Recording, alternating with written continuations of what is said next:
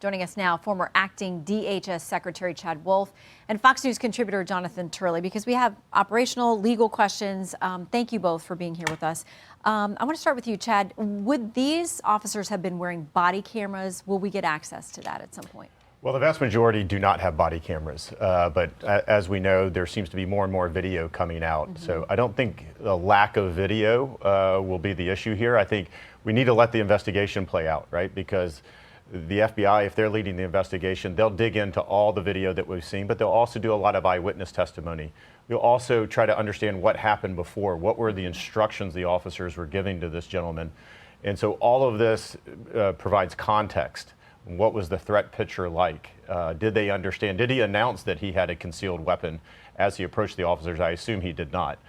So a lot of this is going to get taken into consideration as that investigation unfolds. Yeah, and we were just talking, literally just before I came to set, I saw a new video I hadn't seen before. I mean, they just continue to crop up, which will be helpful for investigators. I want to play something that Governor Walz said about this, because there's been this talk that when state investigators showed up, that they were blocked from gathering evidence and looking into this. Here's what the governor said about the investigation moving forward. Minnesota's justice system will have the last word on this. It must have the last word. As I told the White House in no uncertain terms this morning, the federal government cannot be trusted to lead this investigation. The state will handle it, period.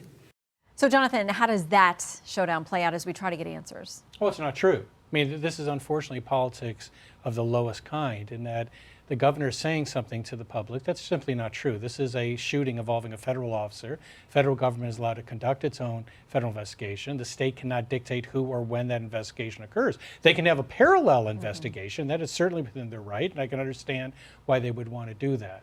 But when he says that they and they alone will have the final word, it's not going to happen.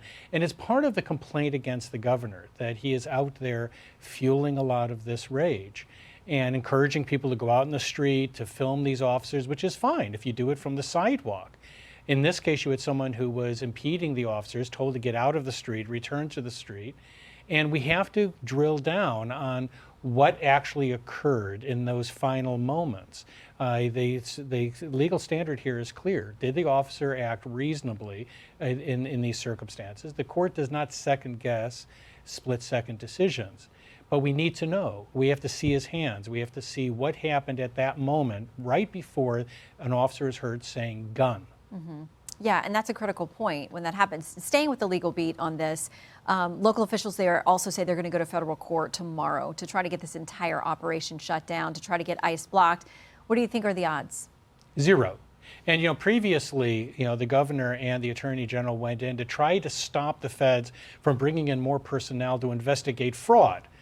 These have absolutely no constitutional foundation. They may have some political benefit, but they have no legal recourse here in limiting the federal government. These are federal law enforcement officers. Despite what the governor said, where you told actual people to not treat them or refer to them as law enforcement, they are law enforcement officers, and they're allowed to enforce federal law.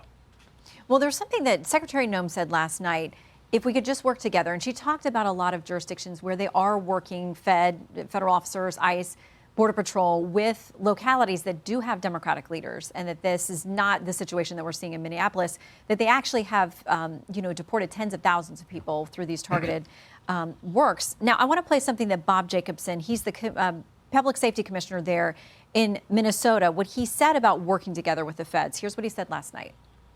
If there are violent offenders or violent criminals or violent crimes, we will investigate and we'll bring those to justice.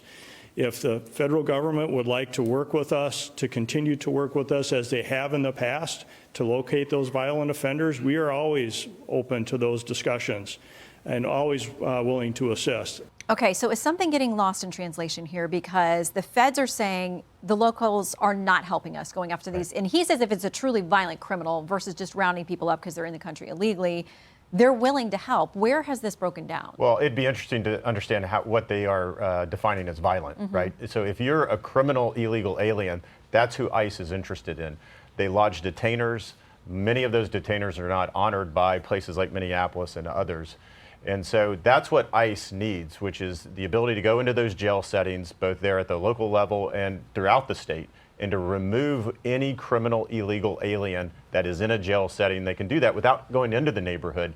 I mean, it's very clear that both Minnesota or Minneapolis is not working with DHS and ICE in that way. Well, and how much of this lead up to this, because it's something that the Attorney General brought up yesterday, is when they've operated as sanctuary cities and sanctuary states in the past, it means that there is going to be a concentration of people that ICE or CBP is going to be interested in removing. Yeah, absolutely. Look, ICE goes through a targeting system to try to identify where are the criminal illegal aliens. And if you did a heat map, the vast majority are in these sanctuary cities, not all. And I go back to your earlier point, like ICE does operations every day in places like Texas and Florida without any of this drama. And why is that? Because local law enforcement supports them, allows them to go into the jail, will go with them to provide that crowd control if they need it, if they have to go into a neighborhood to do an operation. None of that is at play in Minneapolis or a place like Portland or Chicago or anywhere else. And that's the issue. On top of that, you have the mayor and the governor saying they're not law enforcement, saying that they're propaganda machines. They are incentivizing their residents to go out and do these actions against ICE, and then that's where you have the issue. Well, and then of course, Jonathan, it raises all these questions that we keep hearing about the Insurrection Act, people saying we haven't met those conditions in Minneapolis and Minnesota, but it's essentially if state authorities and state courts are not able to handle what is happening there, what's the legal path? Should the president pursue it or not? Well, I'm hoping that the president will not have to use the Insurrection Act. If the question is whether he can, the answer I think most clearly is yes, he can. The act is generally worded. Courts generally don't second guess. It was used during the civil rights period when Southern governors and officials also opposed the enforcement of federal law, different federal laws. This situation could be analogized to that. And what we're seeing in the city is this lack of local enforcement. You have ICE and Customs having to do crowd control in addition to trying to carry out these missions. And when the locals did take over the crime scene, by the way, they quickly lost control and they had to pull out. So all of that certainly can support that type of invocation. The danger here is that it's going to escalate this even further in terms of the tensions. Yeah, that is a very real danger at this point. And our men and women in uniform and people in these communities, it feels very volatile for everybody involved.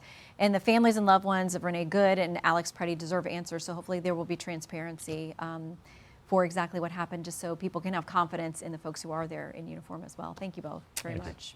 Hey everyone, I'm Emily Campagno. Catch me and my co-hosts Harris Faulkner and Kaylee McEnany on Outnumbered every weekday at 12 p.m. Eastern, or set your DVR. Also, don't forget to subscribe to the Fox News YouTube page for daily highlights.